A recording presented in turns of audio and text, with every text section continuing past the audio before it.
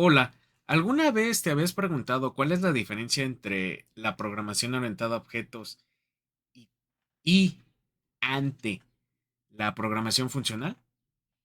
Si tienes esta duda, ven conmigo que yo te voy a explicar en este video de qué se trata cada una. Bien, pasando al código, aquí yo les traigo un ejemplo de un objeto traído en JavaScript.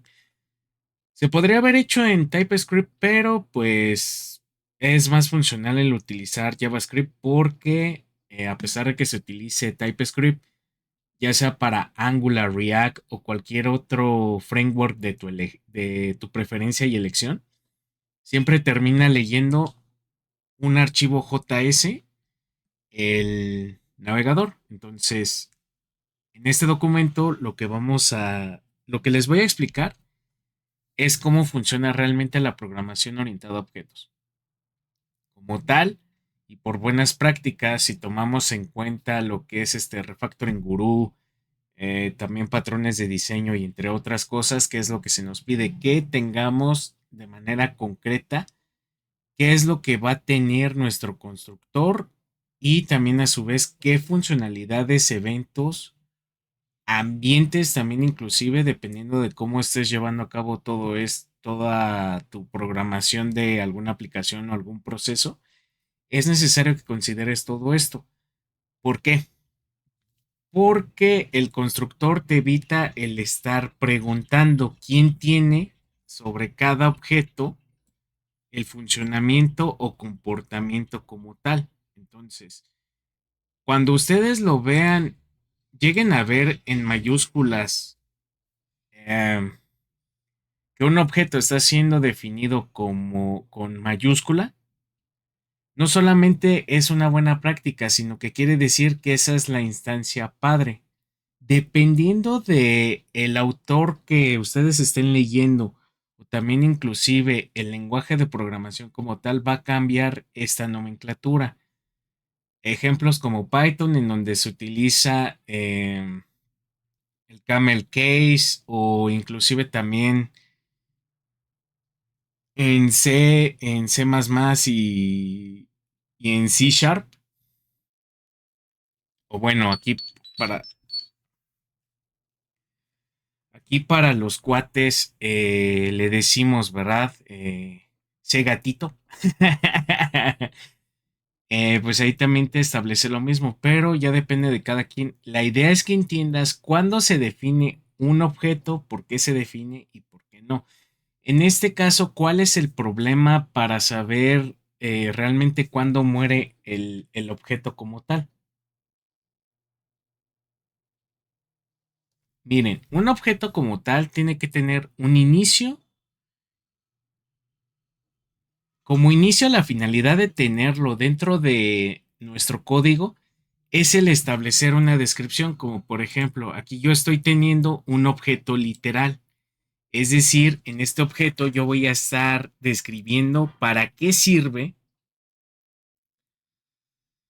mi objeto como tal. A lo mejor aquí estoy escribiendo mal la palabra características, pero aquí le podemos dar este fixed characteristics. De hecho, no me aparece, pero bueno.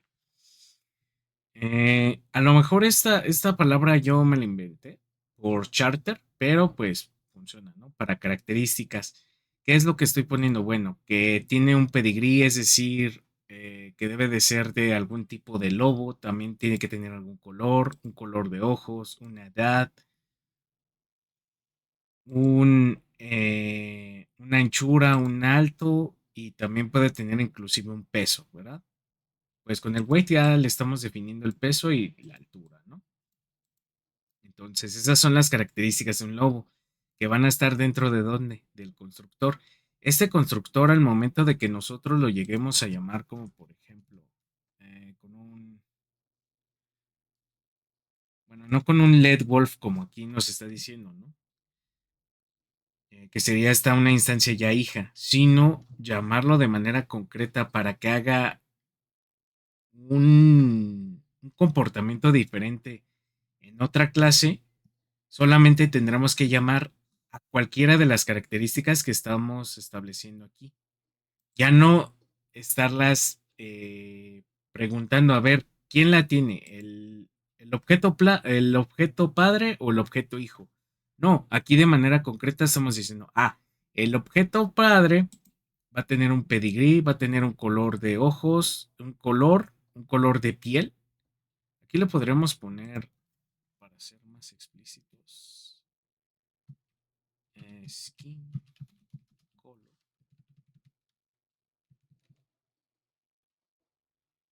Mm, Skin solamente, ¿no? Para que no llore. Sería así, y estamos siendo descriptivos. Entonces, el color de su piel o pelaje, sus ojos y todo esto. Bien. Entonces, lo que se espera de una instancia hija sería el estar llamando de manera concreta alguna de estas características o añadírselas.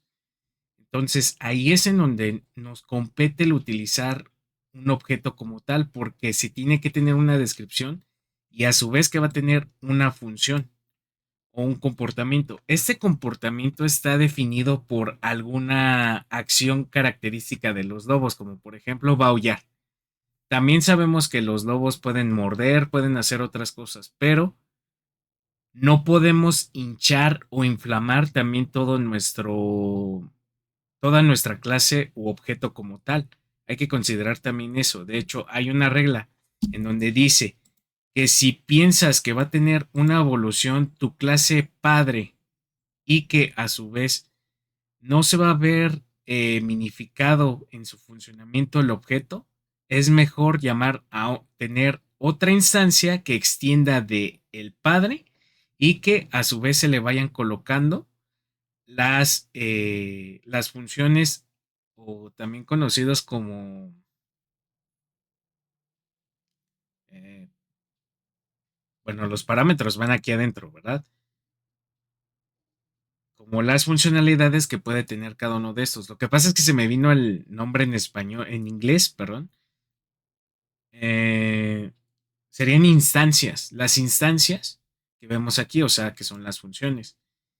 Si vamos a pensar que esto va a evolucionar, de hecho sí, sí puede evolucionar. Y una clase hija que extienda del lobo puede traerlo sin ningún problema, como por ejemplo puede traer la función morder y aquí colocarle el lobo está mordiendo. Y entre ambos pueden aquí generarse realmente esa característica de ser llamada y de extender de alguna u otra forma. Pero generalmente, ¿qué es lo que hace un lobo? Pues una única función como tal, ¿no? Que es aullar. Y aquí se lo estamos colocando mediante la function how que vemos aquí. Y decimos que pues en consola nos tiene que traer esto. Como podrán darse cuenta, lo único que se espera es que haya un comportamiento descriptivo sobre lo que es el objeto y no tanto el devolver un valor que sea cierto o falso. En este caso, nuestro valor, si fuera verdadero, pues obviamente tendremos que invocar a, por ejemplo, wolf punto, aquí le tendremos que poner howl, porque es la función que nosotros estamos definiendo. Y, ay Dios. Y esta función a su vez, pues ya estaría trayendo una respuesta y un comportamiento, es decir, el, el lobo, la clase padre lobo, está teniendo el funcionamiento de qué? De aullar. Y aquí se lo estamos trayendo. No estamos haciendo nada fuera del otro mundo, sino que simplemente estamos aquí estableciendo este, este detalle, ¿no? En donde damos a conocer por qué se está utilizando un objeto y ese objeto, cuál es su finalidad. Dentro de lo único malo que tiene JavaScript hasta el momento y que yo he visto varios cursos y que también he estado metido en otros detalles, no he visto de manera general cómo hacer que se acabe toda esta clase o todo este objeto que tú tengas definido aún. Siempre va a estar ahí constante en alguna u otra parte. Por eso muchas personas dicen, ah, no, es que TypeScript puede ayudar en eso. Sí, pero hay que recordar que por cada instancia o inclusive por cada función, y si dentro de esta función existe otra variable, pues también aquí va a ser que sea pesada, inclusive la misma clase. Por lo tanto, también la simplicidad y también el establecer que cada una de las funciones, tomando en consideración lo que es solid, el principio solid, pues que cada función haga solamente una sola cosa. Es necesario aquí también tenerla en consideración, ¿no? Que es para que funcione de manera diacrítica y que pueda ser modificado sin ningún tipo de problema. Entonces, aquí no estamos diciendo, aquí estamos diciendo, oye, la clase padre que es lobo, aquí de hecho, ¿ya vieron? La clase lobo tiene una funcionalidad que se llama howl, que es que aúlle. Entonces, el lobo aúlla. Es así de sencillo este tipo de descripción del objeto como tal con el que estamos nosotros trabajando. Pero entonces, ¿se pueden llevar en conjunto una clase y una instancia? Sí. Y una función, sí, sin ningún problema.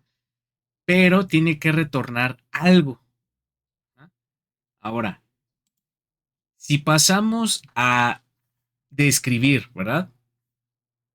¿Cómo es una función? Pues bueno, una función está definida por un nombre, un parámetro y que también a su vez dentro de esta función puede tener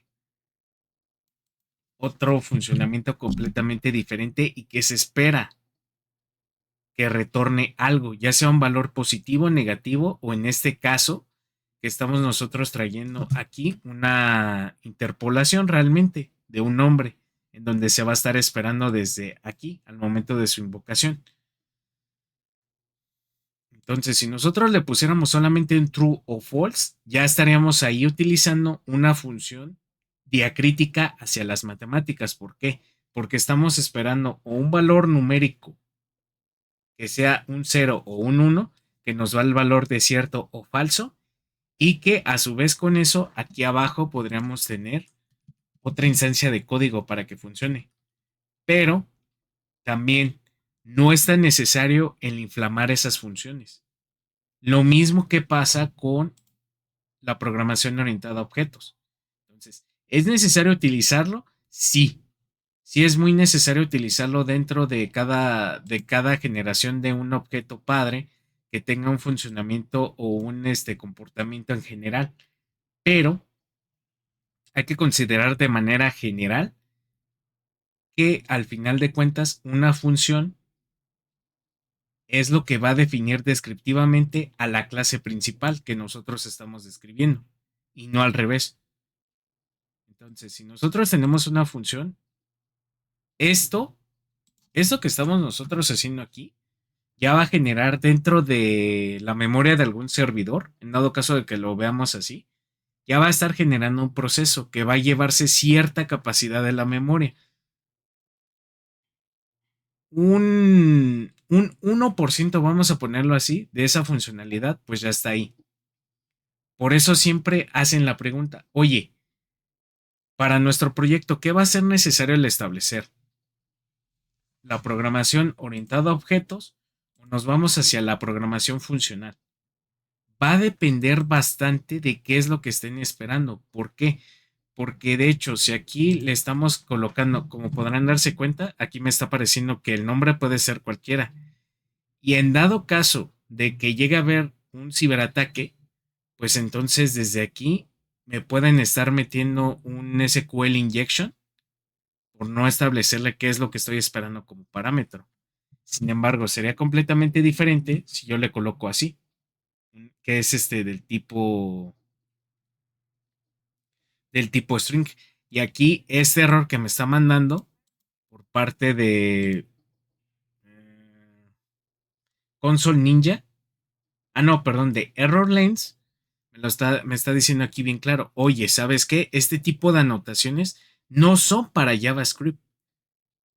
son para TypeScript. Entonces, si quieres que esto esté tipificado, utiliza TypeScript, no JavaScript de manera directa.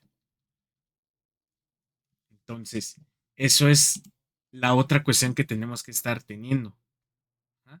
Tanto en la programación orientada a objetos, que es esta, junto con las funciones, se tiene que cuidar el tipificado de cómo nosotros vamos a estar teniendo cada uno de nuestras instancias o funcionamientos en general. Pero recuerda que las funciones están definidas desde el punto de vista matemático, es decir, te va a retornar un valor positivo o negativo dependiendo de cuál sea el sentido que tú le estés dando. Entonces, ahora ya vas a poder responder cuándo conviene utilizar la programación orientada a objetos dentro de cualquier aplicación, dentro de cualquier proyecto que tú estés realizando. Y también, si es necesario solamente establecer una nueva funcionalidad o feature, como tú le quieras decir, pues también ahí te va a permitir el realizar esto que te estoy mencionando. Entonces, bien, con esto llegamos a las conclusiones. Espero que hayas entendido muy bien estos puntos y si no, pues déjalo en un comentario ya que estaré gustoso de realizar otro video hablando un poco más a fondo sobre esto. Recuerda que te estoy hablando a través de mi experiencia y también sobre la práctica que he tenido hasta el momento. Sin más, vamos a pasar a lo que son las conclusiones. En conclusión, ahora ya puedes responder esta pregunta de cuándo utilizar la programación orientada a objetos y también cuándo solamente utilizar programación funcional. La tendencia general que hay actualmente es que no dependamos tanto de un objeto, pero sí que sepamos cómo darle una funcionalidad a X o Y proceso, tomando en cuenta la sincronía, entre otros detalles. También te recomiendo que le eches una checada de vez en cuando a lo que son las matemáticas discretas para programación, debido a que con esto vamos a saber cuándo generar un bucle, también alguna estructura de control incluyendo if y else, y si es tan necesario el recurrir tanto a esta sintaxis como tal, ya que recuerda que por cada variable y también por cada proceso o método que tú estés colocando por parte de cada uno de los lenguajes conocidos y por haber, generan en memoria algún núcleo o alguna subtarea que también a veces no es tan necesaria. Lejos de los frameworks y también de entre otras necesidades que llegues a tener, es necesario considerar que la programación funcional nos sirve de manera concreta para dar un resultado positivo y negativo, tomando en consideración la estructura de la ciencia exacta que es las matemáticas, mientras que la programación orientada a objetos nos va a ayudar a describir por medio de comportamientos un objeto. Entonces, ya lo sabes, y con esto llegamos al fin de una nueva práctica informática. Si quieres ver esta y otras prácticas informáticas, también por aquí te estarán apareciendo algunas de estas. Te deseo felices prácticas informáticas y nos estamos viendo hasta una próxima entrega. Hasta luego, cuídate y ya sabes ahora la diferencia entre programación orientada a objetos y programación funcional.